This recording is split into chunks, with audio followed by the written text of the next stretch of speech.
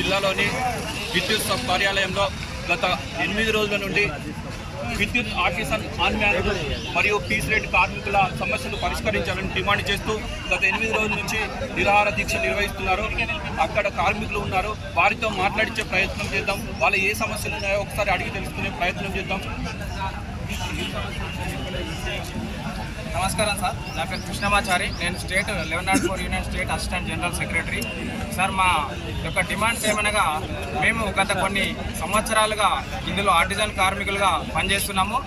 మాకు గత 8 సంవత్సరాలుగా మాకు వర్తిస్తున్న స్టాండింగ్ రూల్స్ ప్రకారం ఎలాంటి హక్కులు కూడా కల్పించకుండా మమ్మల్ని ఒత్తిళ్లకు గురి చేస్తున్నారు సార్.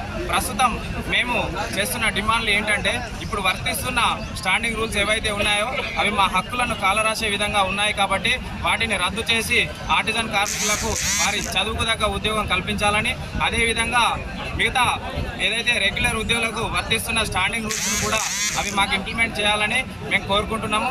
అదేవిధంగా మా సోదరులు అయినటువంటి అన్మ్యాన్డ్ కార్మికులను ఈ సంస్థలో విలీనం చేసి వారి న్యాయమైన డిమాండ్ను కూడా కల్పించాలని, దాంతోపాటు పీస్ రేట్ కార్మికులుగా పనిచేస్తున్న వారికి సమాన పని సమాన వేతనం కల్పించాలని, వారికి 30 రోజుల పని దినాలను కల్పించాలని మేము ఈ 8 రోజులుగా సమ్మె చేస్తున్నాము.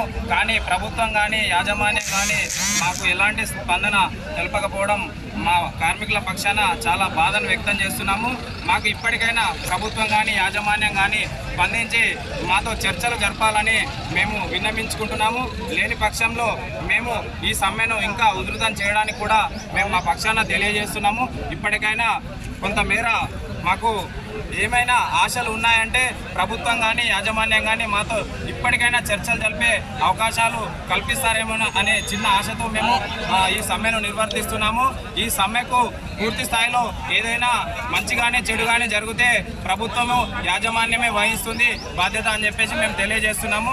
ఇప్పటికైనా ప్రభుత్వం యాజమాన్యం మాతో చర్చలు జరిపి మా న్యాయమైన డిమాండ్లను నెరవేర్చాలని మేము కోరుకుంటున్నాము. లేని పక్షంలో రానున్న రోజుల్లో మేము మా భార్య పిల్లలను కూడా ఈ సమ్మెలో భాగస్వాములను చేసి ముందుకెళ్తామని ఇందు మూలంగా మీకు తెలియజేసుకుంటున్నాము.